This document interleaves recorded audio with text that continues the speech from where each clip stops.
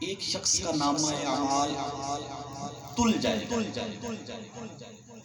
گناہ زیادہ ہونے کی وجہ سے فیصلہ ہوگا کہ یہ جہنم میں جائے گا۔ فرشتے اس کو گھسیٹتے ہوئے جہنم کی طرف لے جا رہے ہوں گے، اتنے میں کوئی آواز دے گا، یا محمد، محشر کے دن آواز دے گا کہ اے محمد دیکھیے آپ کی امتی کو جہنم کی طرف لیے جا رہے ہیں۔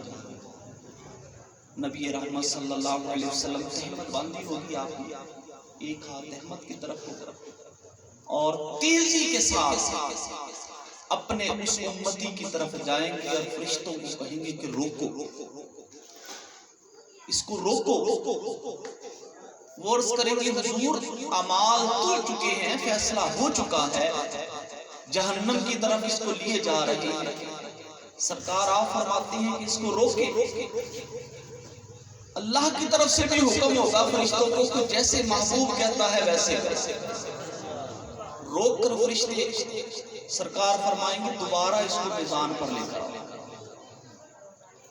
دوبارہ میزان پر لائیں گے، ترازو میں دوبارہ ایک میں نیکیاں ایک میں گناہ رکھے جائیں گے، گناہ پہلے ہی زیادہ۔ تو نبی رحمت صلی اللہ علیہ وسلم اپنی مبارک جیب سے ایک پرچی نکال کر اس کی نیکیوں والے پلڑے میں، اور اس کا نیکیوں والا پلڑا بھاری ہو جائے گا، گناہوں والا پلڑا کم ہو جائے گا۔ جب نیکیوں والا پلڑا بھاری ہو گیا تو فیصلہ بدل گیا، جس کی نیکیاں بڑھ گئی وہ جنت میں جائے گا۔ حکم ہوگا کہ اب اس کو جنت میں لے کر جاؤ۔ وہ شخص عرض کرے گا اے دلربا، اے خوبصورت چہرے والے، آج اس مشکل گھڑی میں جو آپ نے میری مدد کی ہے، آپ ہیں کون اور اس پرچی کی حقیقت کیا ہے؟ تو ارشاد فرمائیں گے جس کا مفہوم ہے کیا تو مجھے نہیں پہچانتا، میں تیرا نبی محمد ہوں، اور جو دنیا میں تو مجھ پر درود پاک پڑھتا تھا میں نے آج کی اس مشکل گھڑی کے لیے سنبھال کر رکھا تھا جو آج تیرے کام آئے۔ اس لیے یہ میلاد کی محفلیں کرانے کا ایک مقصد کثرت درود بھی ہوتا ہے۔ درود پاک پڑھتے رہیں کم از کم، اور کچھ نہیں۔ یہ ایک فضیلت سبھی کو پتا ہوتی ہے کہ جو ایک دفعہ درود پاک پڑھتا ہے اللہ پاک اس کو 10 نیکیاں عطا فرماتا ہے، اس کے 10 گناہ معاف فرماتا ہے اور اس کے 10 درجات بڑھاتا ہے۔ اس لیے درود پاک پڑھا کرو۔ آپ لوگ محفلیں سنتے ہیں، ہمارے بورے والا میں بہت زیادہ نعت خانہ مجاہد کلونی، گلی گلی نعتیں، گلی گلی ماشاءاللہ ذکر اذکار ہوتے ہیں، ہونے چاہیے۔ سب کا ایک اپنا انداز ہے، اپنا ایک طریقہ کار ہے، لیکن میرا ایک اپنا انداز ہے، اپنا ایک طریقہ کار ہے۔ میرے سے مراد یہ نہیں کہ میں کوئی چیز ہوں، میری یہ سوچ ہے کہ ہم سب کو کچھ علم دین کے ساتھ محافل کا انعقاد کرنا چاہیے۔ پھر آپ بڑے لکھے لوگ ہیں، موبائل فون استعمال کرتے ہیں، آج کل آپ نے دیکھا ہوگا وہ ایک اوپر وہ نعت خوانوں کی وہ نقلیں دکھائی جا رہی ہوتی ہیں، نیچے اس کے اوپر تبصرے لوگ کر رہے ہوتے ہیں۔ تو تبصرے کرنے والے کو بھی چاہیے کہ سوچ سمجھ کر تبصرہ کرے، اور نعت پڑھنے والے کو بھی چاہیے کہ نعت سوچ سمجھ کر وہ کہتے ہیں ہاں، اتنی لمبی وہ چیخ نکالتا ہے اور آگے مجمع کہتا ہے سبحان اللہ۔ کیا سن کر آپ نے سبحان اللہ کہا ہے؟ اس نے کوئی اللہ کی حمد بیان کی ہے، کوئی حضور کی تعریف کی ہے، ایسے ہی آپ نے حاصل کر اس کو داد دینا شروع کر دیا، وہ پھر نیچے سے اس کا مذاق اڑا رہا ہوتا ہے۔ کوئی کہہ رہا ہوتا ہے ایسے لے رہا ہوتا ہے میں منگتا۔ آپ دیکھیں گے فیس بک پر، میں بھی دیکھتا ہوں، میں بھی موبائل یوز کرتا ہوں، تو وہ مذاق اڑا۔ تو ہم سب کو ایسا انداز نہیں اپنانا چاہیے جس سے دوسروں کو اعتراض کا موقع ملے۔ دل میں ہو یاد تیری گوشائے تنہائی، ہم تو وہ لوگ ہیں اللہ کی رحمت سے ہمیں اللہ نے وہ عقیدہ عطا فرمایا کہ جب نبی رحمت صلی اللہ علیہ وسلم کا نام آئے آنکھیں پر نم ہی رہنی چاہیے۔ کبھی تو ابھی معاشر کا نقشہ وہ کہہ رہے تھے ڈر لگتا ہے قیامت کی ہیبت سے، قہار عالم کا دربار ہوگا، ڈر لگتا ہے قیامت کی ہیبت سے، قہار عالم کا دربار ہوگا، مگر پھر بھی ہے آرزوئے قیامت، سرکار کے دیدار کا دن ہوگا۔ بے شک قیامت کا مرحلہ بہت کھٹن ہے، لیکن اللہ کے حبیب کے آنے سے واقعی ہی نقشہ بدل جائے گا۔ پہلی ذات ہی اللہ کے حبیب کی ہوگی، جس کو اللہ تبارک و تعالیٰ یہ انعام عطا فرمائے گا کہ آپ سفارش کرتے چلے جائیں۔ اللہ معاشر کے دن عزت رکھے۔ ایک اور چھوٹا سا واقعہ آپ کو سناتا ہوں، پھر انشاءاللہ مبلغ دعوت اسلامی کا بیان ہی کریں گے۔ آپ نے حسن و حسین کا ذکر سنا رضی اللہ تعالیٰ عنہ، یہ بہت پیارے شہزادے ہیں، بہت پیار کرتے تھے اللہ کے حبیب ہی سے۔ اللہ کے حبیب کے انتقال، آپ کے وصال شریف کے بعد جب سیدنا صدیق اکبر کا دور آیا تو کچھ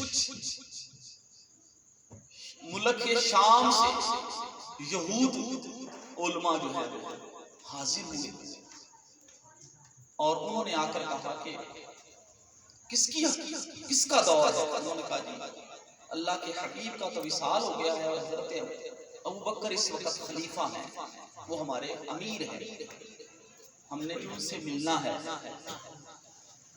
جب ان سے ملاقات ہوتی ہے تو یہ کہتی ہیں کہ یا امیر المومنین، ہم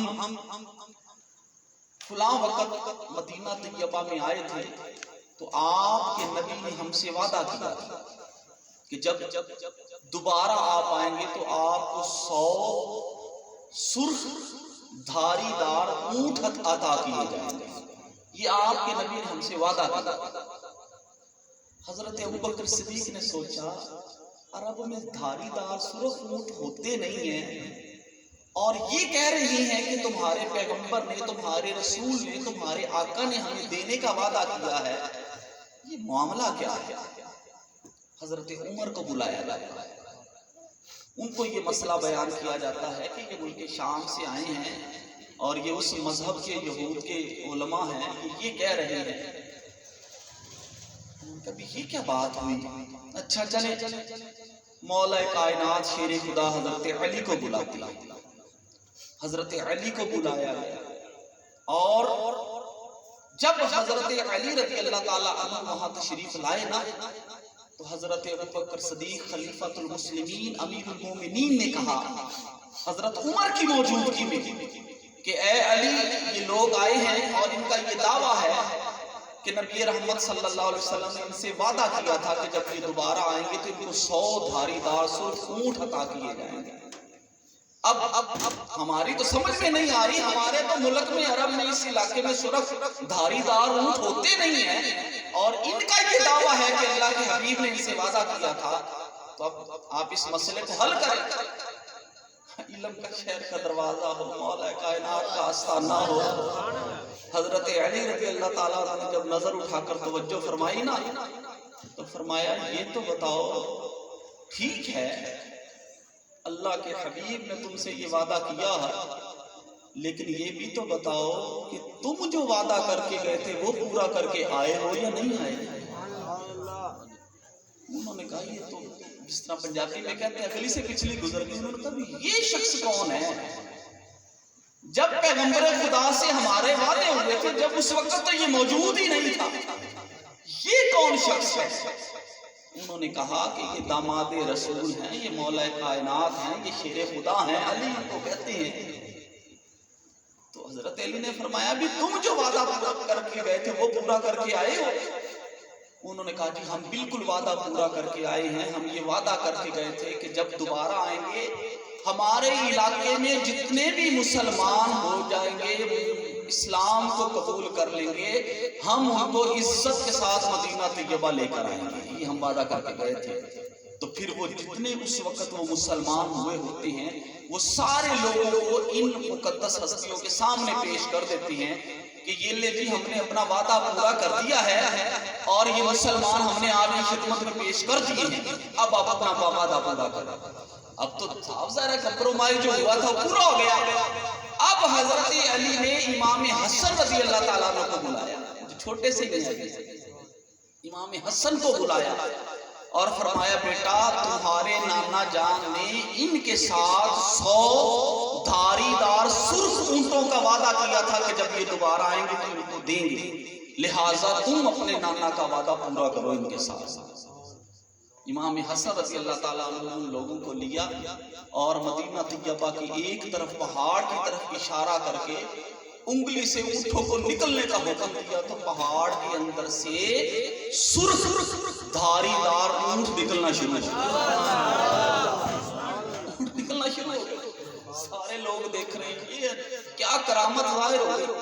1 2 3 4 10 20 30 70 80 90 جب 100 تک پہنچے نا اونٹ تو ان لوگوں نے کہا 100 پورے ہو گئے، 100 پورے ہو گئے۔ امام حسن نے کہا اگر آج تم چپ رہتے تو مدینے سے لے کر شام تک اونٹ کی قطاریں ہی چلتی تو بول پڑے۔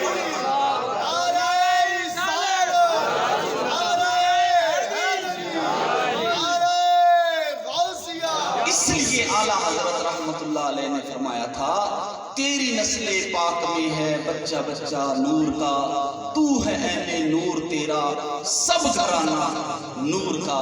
یہ بہت عظیم ہستیاں ہیں، ان کی سیرت پر عمل کرنے کا بھی ہمیں اپنا ذہن بنانا چاہیے، کیونکہ عشق کا اظہار عمل سے کرنا چاہیے۔ اللہ تعالیٰ آپ کو مجھے اہل بیت کا غلام رکھے بلا تمہید۔ یہ کمپیئرنگ بھی تھی میری، یہ سارے کچھ بیچ میں ہی ہو گیا۔ بس اب مبلغ دعوت اسلامی انشاءاللہ بیان فرمائیں گے اور ہم انشاءاللہ ان کا سنت و بھرا بیان سنیں گے۔ نعرہ